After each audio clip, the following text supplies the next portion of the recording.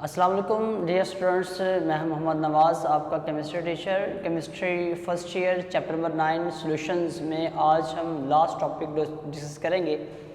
Last topic है हमारा energetics of solution. Solution को थोड़ा सा हम डिफाइन कर लेते हैं। सॉल्यूशन हम कहते हैं होमोजेनियस मिक्सचर ऑफ टू और मोर सब्सटेंसेस, या सिंपल हम ये भी कहते हैं कि जब हम किसी सॉल्यूट को किसी सॉल्वेंट में मिक्स करते हैं तो हमारे पास क्या बनता है, सॉल्यूशन। तो एनर्जेटिक्स ऑफ सॉल्यूशन से क्या मुराद है? एनर्जेटिक ऑफ सॉल्यूशन हम कहते हैं energy changes involve during formation of solution. क्या मतलब है इसका? इसका मतलब यह है कि अगर हमारे पास एक सॉल्वेंट है, कोई भी सॉल्वेंट मौजूद है, इस सॉल्वेंट में हम किसे ऐड करते हैं, हम सॉल्यूट को ऐड करते हैं और सॉल्यूट को ऐड करने से ये क्या बन जाएगा, ये एक सॉल्यूशन बन जाएगा।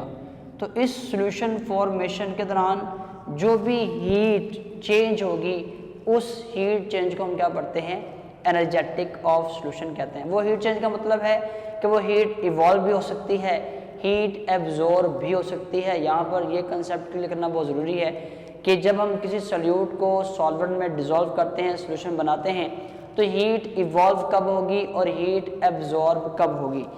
देखिएगा कि यार सिंपल कुछ बातें आपने याद रखनी है कि अगर आपके पास दो पार्टिकल्स हैं और उन दो पार्टिकल्स के दरमियान जो अट्रैक्शन है, अट्रैक्शन की फोर्स ज़्यादा है, देन उनमें क्या होगा, जो हीट है वो रिलीज होगी। यानी कि अगर आपके पास दो ऐसे पार्टिकल्स मौजूद हैं मॉलिक्यूल्स के जो दोनों एक दूसरे को अट्रैक्ट कर रहे हैं, उनमें अट्रैक्शन की फोर्स ज़्यादा है, तो ड्यू टू अट्रैक्शन उनमें एनर्जी रिलीज होगी, हीट रिलीज होगी।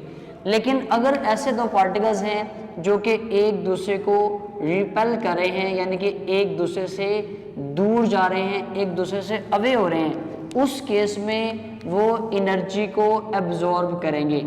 अगर कोई ऐसे पार्टिकल्स हों जो कि एक दूसरे से अवे जा रहे हों, एक दूसरे को रिपेल कर रहे हों, उस केस में वो एनर्जी को एब्जॉर्ब करेंगे। यानी कि मॉलिक्यूल्स का, एटम्स का, पार्टिकल्स का, आयंस का अवे होना, ये क्या है, ये एक एंडोथर्मिक प्रोसेस है, एंडोथर्मिक होगा। लेकिन अगर किसी भी पार्टिकल के दरमियान अट्रैक्शन है और हीट रिलीज हो रही है, इसको हम फिर क्या पढ़ते हैं, हम इसको एक्सोथर्मिक रिएक्शन कहते हैं। अब हमने ये देखना है कि सॉल्यूशन में ओवरऑल हीट कब एब्जॉर्ब होगी और कब रिलीज होगी। सॉल्यूशन बनता कब है? सॉल्यूशन बनने के लिए हमें कुछ चीज़ों के हमारा पॉइंट हमारे माइंड में क्लियर होना चाहिए। सॉल्यूशन बनने के लिए क्या ज़रूरी है? सॉल्यूट का होना ज़रूरी है। और जब भी हम किसी सॉल्यूट को लेते हैं तो उस सॉल्यूट के पार्टिकल्स के दरमियान अपनी अट्रैक्शंस होती हैं, और जो सॉल्वेंट है उस सॉल्वेंट के पार्टिकल्स के दरमियान भी क्या होती हैं, अपनी अट्रैक्शंस मौजूद हैं। अब यहाँ पर दो तरह की अट्रैक्शन है, एक सॉल्यूट और सॉल्यूट के पार्टिकल्स के दरमियान है, और एक सॉल्वेंट और सॉल्वेंट के पार्टिकल के दरमियान है। सॉल्यूशन तब बनेगा जब सॉल्यूट के पार्टिकल्स एक दूसरे से अवे होंगे और जब सॉल्वेंट के पार्टिकल्स भी एक दूसरे से सेपरेट हो जाएंगे, स्पेस प्रोवाइड करेंगे। तो आपके पास सॉल्यूट और सॉल्यूट के पार्टिकल्स को दूर करने के लिए हमें एनर्जी रिक्वायर्ड होती है। सॉल्वेंट और सॉल्वेंट के पार्टिकल्स को भी अगर हम अवे करना चाहते हैं, उनमें अट्रैक्शन को कम करना चाहते हैं, हमें उसके लिए भी एनर्जी प्रोवाइड करनी पड़ेगी। तो इन दोनों केसेस में एनर्जी क्या है, हमें देनी पड़ेगी। सॉल्यूट और सॉल्यूट की फोर्स कम करने के लिए, सॉल्वेंट और सॉल्वेंट की फोर्स को कम करने के लिए, ये दोनों प्रोसेस के अंदर हमें एनर्जी रिक्वायर्ड है। ये दोनों एंडोथर्मिक हैं। लेकिन सॉल्यूशन कब बनता है? सॉल्यूशन तब बनता है जब सॉल्यूट के पार्टिकल्स ये सॉल्वेंट के पार्टिकल्स को अट्रैक्ट करते हैं, और जहां पर अट्रैक्शन हो वहां पर क्या होती है, वहां पर हीट रिलीज, यानी कि वो एक्सोथर्मिक प्रोसेस है। अगर तो ओवरऑल ऐसा हो कि जब आपने सॉल्यूट को सॉल्वेंट में ऐड किया है, सॉल्यूट को सॉल्वेंट में ऐड करने से अगर सॉल्यूट और सॉल्वेंट के दरमियान अट्रैक्शन ज़्यादा है, इन दोनों से इसका मतलब फिर ओवरऑल सॉल्यूशन फॉर्मेशन के दौरान जो एनर्जी है वो रिलीज होगी। लेकिन अगर ऐसा हो कि जो आपने सॉल्यूशन बनाया है उस सॉल्यूशन फॉर्मेशन के दौरान सॉल्यूट और सॉल्वेंट के दरमियान अट्रैक्शन कम है, किसकी निस्बत, एज कंपेयर टू सॉल्यूट और सॉल्वेंट अट्रैक्शन, देन उसके लिए एनर्जी हमें प्रोवाइड करनी पड़ेगी और वो सॉल्यूशन क्या होगा, वो एंडोथर्मिक होगा। मैं समराइज कर रहा हूँ कि जब हम किसी भी सॉल्यूट को सॉल्वेंट में ऐड करते हैं तो वहाँ पर 3 तरह की फोर्सेस हमें ऑब्जर्व करने को मिलती हैं। एक वो फोर्स जो कि सॉल्यूट और सॉल्यूट के पार्टिकल्स के दरमियान है, और एक वो फोर्स जो सॉल्वेंट और सॉल्वेंट के पार्टिकल के दरमियान है। सॉल्यूशन तब बनता है जब सॉल्यूट के पार्टिकल्स अवे हो जाएं, जब सॉल्वेंट के पार्टिकल्स एक दूसरे से वे चले जाएं, तो दोनों केसेस में हमें एनर्जी देनी पड़ती है। और जब सॉल्यूट और सॉल्वेंट के पार्टिकल सेपरेट हो जाएंगे, देन सॉल्यूट और सॉल्वेंट के दरमियान एक अट्रैक्शन होगी, उस अट्रैक्शन की वजह से एनर्जी क्या होगी, रिलीज होगी। तो अगर सॉल्यूट और सॉल्वेंट की एनर्जी के दरमियान अट्रैक्शन ज्यादा है तो एनर्जी ज्यादा रिलीज होगी, ओवरऑल आपका जो हीट है वो रिलीज होगी उस सॉल्यूशन फॉर्मेशन के दौरान। लेकिन अगर सॉल्यूट और सॉल्वेंट में अट्रैक्शन कम है as compare to these two attraction, then हमें एनर्जी देनी पड़ेगी उस सॉल्यूशन को बनाने के लिए। उस केस में सॉल्यूशन क्या हो जाएगा, वो पॉजिटिव यानी कि एंडोथर्मिक होगा। नेक्स्ट हम देखते हैं हीट ऑफ सॉल्यूशन क्या है। हम कहते हैं जी quantity of heat energy that is absorbed और evolved when a substance form a solution. यानी कि वही बात हमने दोबारा रिपीट कर दी है कि आपके पास वो अमाउंट ऑफ हीट एनर्जी जो कि ही एब्जॉर्ब या इवॉल्व होती है जब भी हम किसी सब्सटेंस को ऐड करते हैं सॉल्वेंट के अंदर और उसका सॉल्यूशन बनाते हैं। सॉल्यूशन फॉर्मेशन के दौरान जो हीट एब्जॉर्ब और रिलीज हो रही है हम उसको हीट ऑफ सॉल्यूशन कहते हैं। फॉर एग्जांपल, अगर पोटेशियम नाइट्रेट को वाटर में ऐड किया जाए तो पोटेशियम नाइट्रेट का जो एक्वा सॉल्यूशन है उसकी फॉर्मेशन के दौरान जो हीट है वो एब्जॉर्ब होती है, यानी कि पोटेशियम नाइट्रेट की सॉल्यूशन फॉर्मेशन ये एंडोथर्मिक है, और लिथियम क्लोराइड की सॉल्यूशन फॉर्मेशन ये एक्सोथर्मिक है। ऐसा क्यों है, किस वजह से है? अगर हम लिथियम क्लोराइड की बात करें, in case of lithium chloride जो आपके पास फोर्स है between solute and solvent, in case of this solution जो फोर्स है सॉल्यूट और सॉल्वेंट ये ज्यादा है, ये ग्रेटर है, जिस वजह से ओवरऑल जो एनर्जी है वो क्या हो रही है, वो रिलीज हो रही है। लेकिन इन दिस केस जो सॉल्यूट और सॉल्वेंट की फोर्स है वो कम है एज कंपेयर टू सॉल्वेंट और सॉल्यूट की फोर्सेस से, इसलिए इसमें एनर्जी में रिक्वायर्ड है। इन दोनों केसेस में एक में एनर्जी क्या हो रही है, फॉर्मेशन के दौरान रिलीज हो रही है और एक में एब्जॉर्ब हो रही है। नेक्स्ट इसी से रिलेटेड एक डिफाइन है, डिफाइन वही है, हमने जस्ट उसमें थोड़ा सा चेंज किया है, कुछ चीज़ों को स्पेसिफिक कर दिया है। वो किस तरह से, एंथैल्पी ऑफ अ सॉल्यूशन, हम कहते हैं हीट चेंज। पहली बात वही है कि क्या होगा, हीट में चेंज आएगा। कब चेंज आएगा, जब हम 1 मोल सब्सटेंस को डिसॉल्व करेंगे, किसके अंदर, specific number of moles of solvent के अंदर। बात वही है कि सॉल्यूट को सॉल्वेंट में ऐड किया जा रहा है, सॉल्यूशन बनाया जा रहा है, और जब भी सॉल्यूशन बनेगा एनर्जी में चेंज आएगा। लेकिन यहाँ पे स्पेसिफिकेशन दे दी है उसने एंथैल्पी के लिहाज से।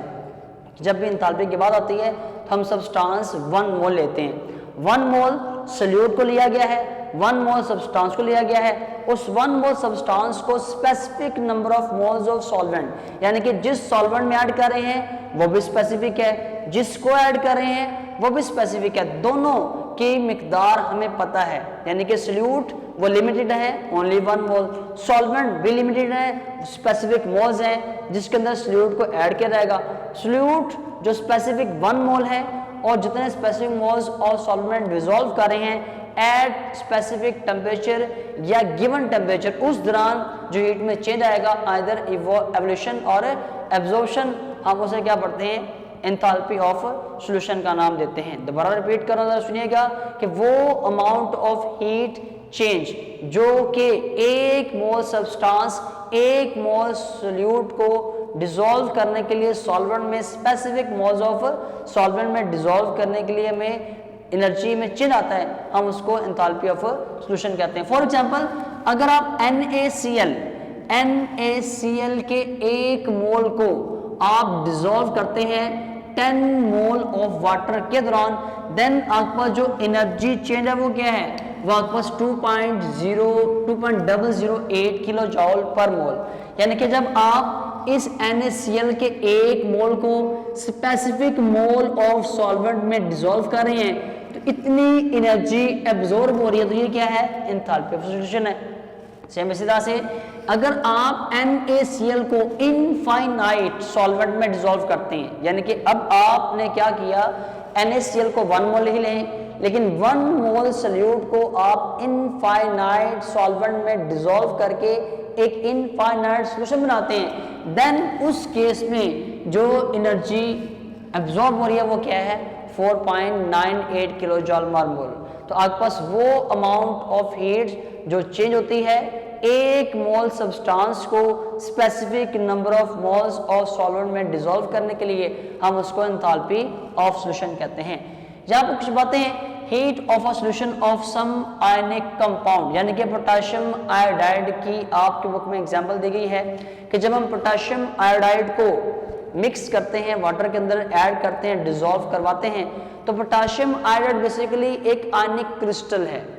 आयनिक क्रिस्टल कैसे बनता है, जब 2 आयंस आपस में जुड़े हुए हों तब उनमें आपके पास एक आयनिक फोर्स की, आयनिक आयंस के दरमियान एक इलेक्ट्रोस्टैटिक फोर्स होती है, देन आपके पास एक आयनिक क्रिस्टल बनता है। जब आप पोटेशियम आयोडाइड के क्रिस्टल को, आयनिक क्रिस्टल को ऐड करेंगे वाटर के अंदर, तो वाटर के मॉलिक्यूल उस आयंस को क्या करेंगे, उस लेटेस्ट से सेपरेट करेंगे।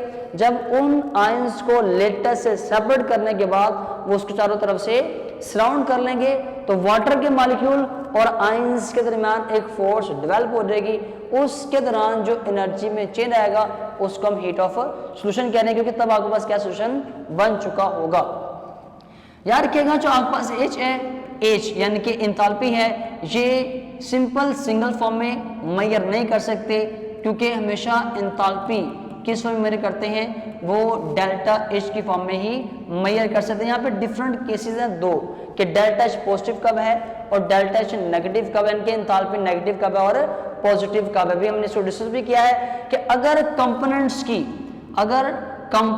की H यानी कि heat content of the component ये ज्यादा होगी किससे, हीट कंटेंट ऑफ सॉल्यूशन से, देन आपका सॉल्यूशन क्या होगा, वो एक्सोथर्मिक फॉर्मेशन होगी।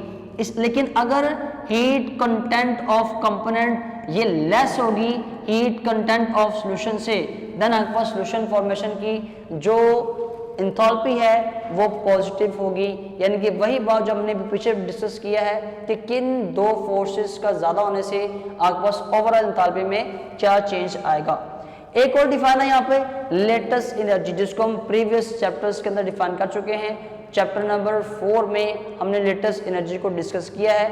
लेटेस्ट एनर्जी उस अमाउंट ऑफ एनर्जी को कहते हैं जो किसी भी आयनिक कंपाउंड को, किसी भी आयनिक क्रिस्टलाइन सॉलिड को चेंज करने के लिए रिक्वायर्ड होती है उसी के आयन में। एक आयनिक सॉलिड है, एक आयनिक क्रिस्टल है, सपोज कर लें NaCl है। अगर आप NaCl को उसी के आयन में डिकम्पोज करना चाहते हैं तो जितनी एनर्जी हमें रिक्वायर्ड होगी वो क्या है, वो आपके पास लेटेस्ट एनर्जी है। फॉर एग्जांपल आपके पास NaCl है, NaCl को आप किस में कन्वर्ट करना चाहते हैं, सोडियम पॉजिटिव आयन और Cl नेगेटिव आयन जिससे मिलके बना है। तो एक आयनिक कंपाउंड को, एक आयनिक क्रिस्टल को, एक क्रिस्टलाइन सॉलिड को उसी के कंपोनेंट एटम और आयंस में चेंज करने के लिए जितनी एनर्जी हमें रिक्वायर्ड है वो क्या है, वो आपके पास लेटेस्ट एनर्जी कहलाती है। आगे मज़ीद कुछ एग्जांपल देखते हैं जी। आगे हमारे पास नेक्स्ट अगेन कुछ डिफाइंस हैं। एक है हाइड्रेशन एनर्जी और एक है हाइड्रेशन। हाइड्रेशन और हाइड्रेशन एनर्जी क्या है, इन दोनों को हम आपस में रिलेट करेंगे।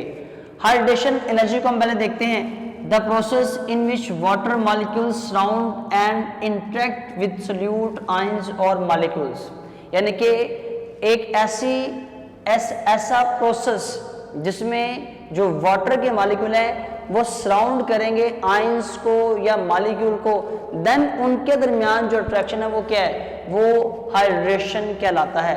फॉर एग्जाम्पल मैं कहता हूं जी ये आपके पास एक आयनिक क्रिस्टल है, आयनिक क्रिस्टल्स के अंदर क्या मौजूद है, Na पॉजिटिव और Cl नेगेटिव आयंस मौजूद हैं। जैसे ही इस NaCl को हम वाटर में ऐड करेंगे तो आपके पास जो वाटर के मॉलिक्यूल्स हैं वो इन आयंस को सराउंड करना स्टार्ट कर देंगे और इनके दरमियान जो फोर्सेस हैं ये डिकम्पोज होना स्टार्ट हो जाएंगी। जब हम किसी भी आयनिक क्रिस्टल को वाटर में डिसॉल्व करते हैं तो वाटर के मॉलिक्यूल उन आयनिक क्रिस्टल से आयंस को सेपरेट कर लेते हैं।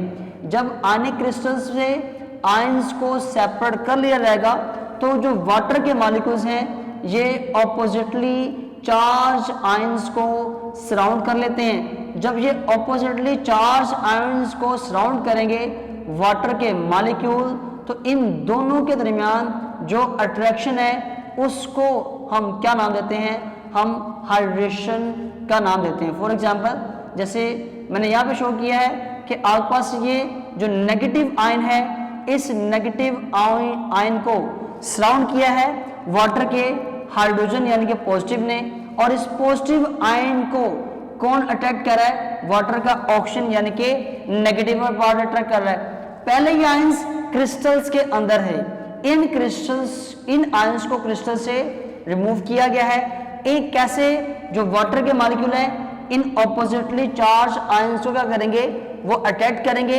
इनको क्रिस्टल से बाहर लेके आएंगे, देन इनको सराउंड कर लिया जाएगा।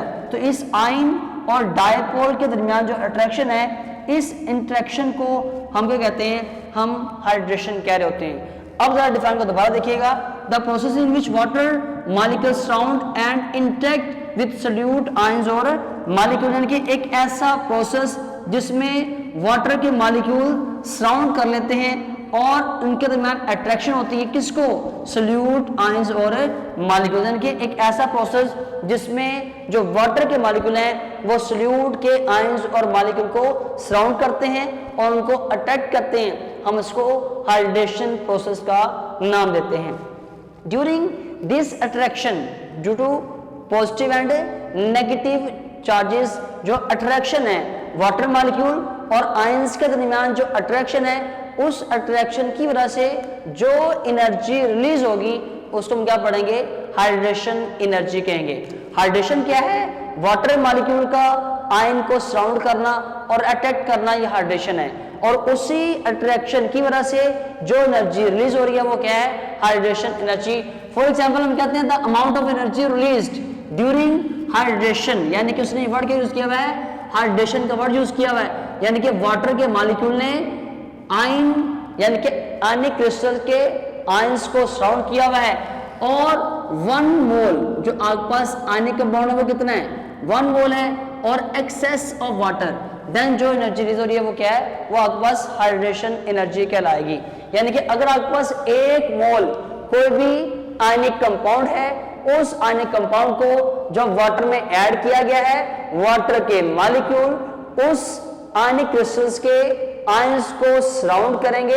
सराउंड करने से जो उनमें अट्रैक्शन की वजह से एनर्जी रिलीज हो रही है हम उसको हाइड्रेशन एनर्जी का नाम देते हैं। दोबारा सुनिएगा कि 1 मोल आयनिक कंपाउंड है, उस 1 मोल आयनिक कंपाउंड को जब वाटर में डिसॉल्व किया जाएगा तो वाटर के मॉलिक्यूल्स आयंस को डिसॉल्व आयंस को सराउंड करेंगे। सराउंड करने की वजह से उनमें अट्रैक्शन की वजह से जो एनर्जी रिलीज हो रही है वो हाइड्रेशन एनर्जी कहलाएगी। देखिए factors affecting hydration energy, number of water molecule surround is proportional to the charge density और charge density is equal to the charge to size ratio. अब क्या मतलब है इसका कि कितने वाटर के मॉलिक्यूल सराउंड करेंगे आयंस को, जितना किसी भी कैटाइन और एनाइन का साइज स्मॉल होगा उतने ही आपके पास जो वाटर के मॉलिक्यूल हैं वो उसको ज़्यादा सराउंड करेंगे। अगर हमारे पास जो एनर्जी है हाइड्रेशन एनर्जी है वो डिपेंड कर रही है साइज के ऊपर। अगर साइज ऑफ कैटाइन और एनाइन वो ग्रेटर होगा तो उतने ही आपके पास जो मॉलिक्यूल्स हैं उसको ज़्यादा सराउंड करेंगे तो एनर्जी भी वो ज़्यादा रिलीज होगी। हाइड्रेट्स क्या होता है? The crystalline substance which contain chemically combined water in definite proportion. अब इसका मतलब क्या है? फॉर एग्जांपल, इसको एग्जांपल से समझते हैं। हमारे पास एक सॉल्ट है कैल्शियम सल्फेट CaSO4.5H2O। अगर हम इस सॉल्ट की जो स्ट्रक्चर है, जो केमिस्ट्री है, उसको डिस्कस करते हैं तो हम ये ऑब्जर्व करते हैं कि आपके पास जो कैल्शियम 2 पॉजिटिव आयन है, इस कैल्शियम 2 पॉजिटिव आयन के साथ 4 वाटर के मॉलिक्यूल्स अटैच होते हैं और जो रिमेनिंग SO4 नेगेटिव है इसके साथ सिर्फ एक वाटर का मॉलिक्यूल अटैच होता है। ओवरऑल इस कैल्शियम सल्फेट में यहाँ पर 5 वाटर के मॉलिक्यूल्स मौजूद हैं। तो इस केमिकल कंपाउंड के अंदर, इस क्रिस्टलाइन सॉल्ट के अंदर जितने मॉलिक्यूल मौजूद हैं हम उसको क्या पढ़ते हैं? हाइड्रेट कहते हैं। लेकिन इनकी खास प्रोपोर्शन है। प्रोपोर्शन किस तरह से है कि जो कैल्शियम आयन है इसके साथ 4 वाटर के मॉलिक्यूल इन्वॉल्व हैं, अटैच्ड हैं, और जो सल्फेट आयन है इसके साथ सिर्फ एक वाटर का मॉलिक्यूल अटैच है। अब इनकी आप कैल्शियम सल्फेट .5H2O जहाँ पर भी आप इसको ऑब्जर्व करेंगे उनकी जो रेशियो है कैल्शियम और सल्फेट आयन के साथ वाटर की वो वही रहेगी। इसकी रीज़न क्या है? जो कैल्शियम है, कैल्शियम आयन का जो साइज है वो स्मॉल है। साइज स्मॉल होने की वजह से इसको ज़्यादा वाटर के मॉलिक्यूल सराउंड करेंगे, जिस वजह से इस कैल्शियम आयन के साथ 4 वाटर के मॉलिक्यूल अटैच हैं, जबकि सल्फेट के साथ सिर्फ एक वाटर का मॉलिक्यूल अटैच है। इसीलिए ओवरऑल आपके पास क्या है? ये 5 वाटर के मॉलिक्यूल अटैच है। उसने कहा जी डेफिनाइट प्रोपोर्शन।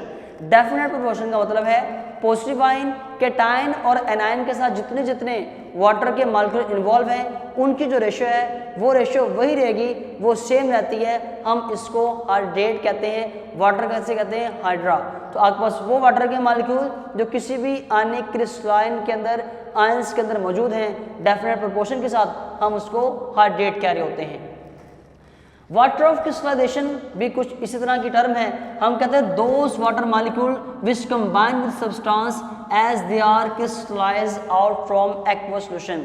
जितने भी आयनिक सॉल्ट्स हैं, जितने भी सॉल्ट्स होते हैं, हम उनको एक्वस सॉल्यूशन से क्रिस्टलाइज करते हैं। यानी कि आपके पास एक सॉल्यूशन है सॉल्ट का, जब भी सॉल्ट को प्रिपेयर करते हैं तो सॉल्ट की प्रिपरेशन के दौरान जो वाटर है इसकी फॉर्मेशन भी होती है, यानी कि सॉल्ट हमें हमेशा एक्वस सॉल्यूशन की फॉर्म में मिलता है।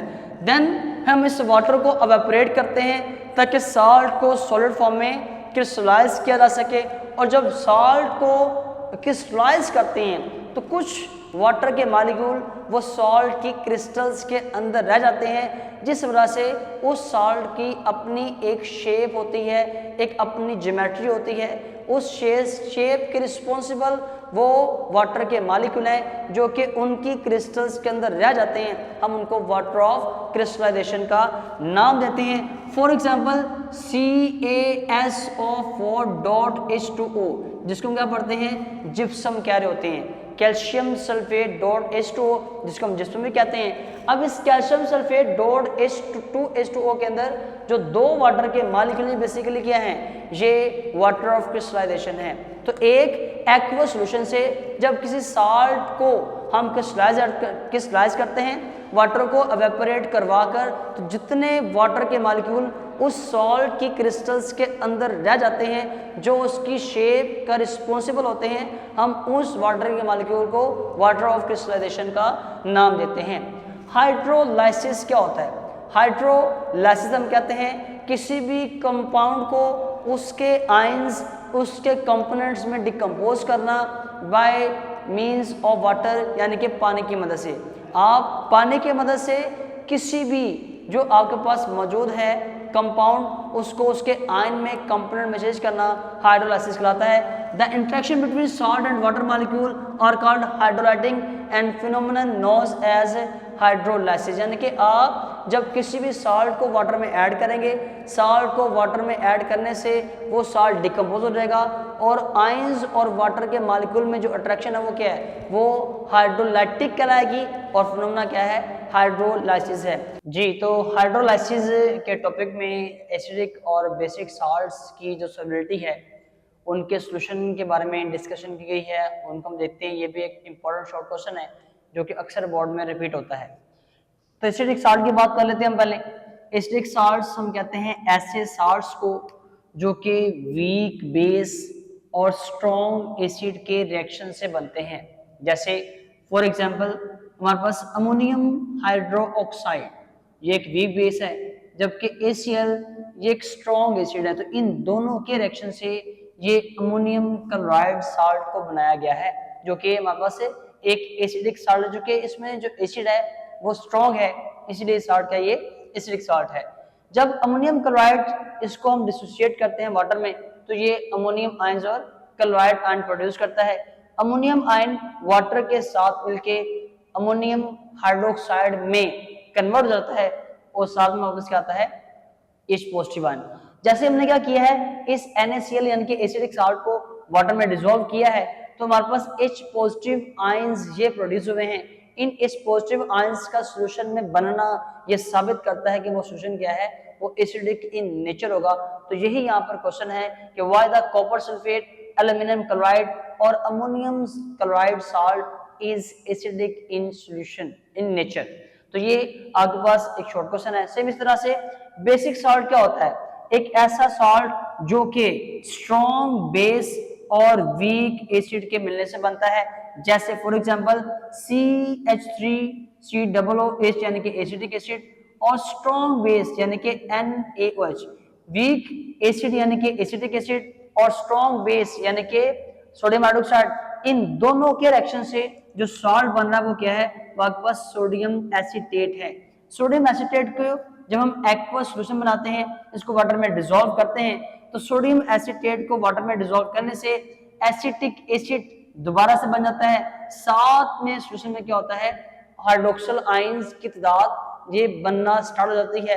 तो इस सोडियम एसीटेट को वाटर में डिसॉल्व करने से इस OH का बनना ये साबित करता है कि इस साल्ट का सॉल्यूशन क्या होगा, वो बेसिक इन नेचर होगा। तो इसकी भी एग्जांपल मजीद बुक में दी गई हैं। तो इन दोनों टॉपिक में से, इन दोनों रिएक्शन में से एक रिएक्शन जो मजीद एग्जांपल दी गई हैं उनके साथ शॉर्ट क्वेश्चन का हिस्सा है। सेम इसी पैटर्न पे उन्होंने नॉर्मल साल्ट की सॉल्युबिलिटी को भी डिस्कस किया गया है, जिसका जो सॉल्यूशन है वो ना ही एसिडिक और ना ही बेसिक होता है।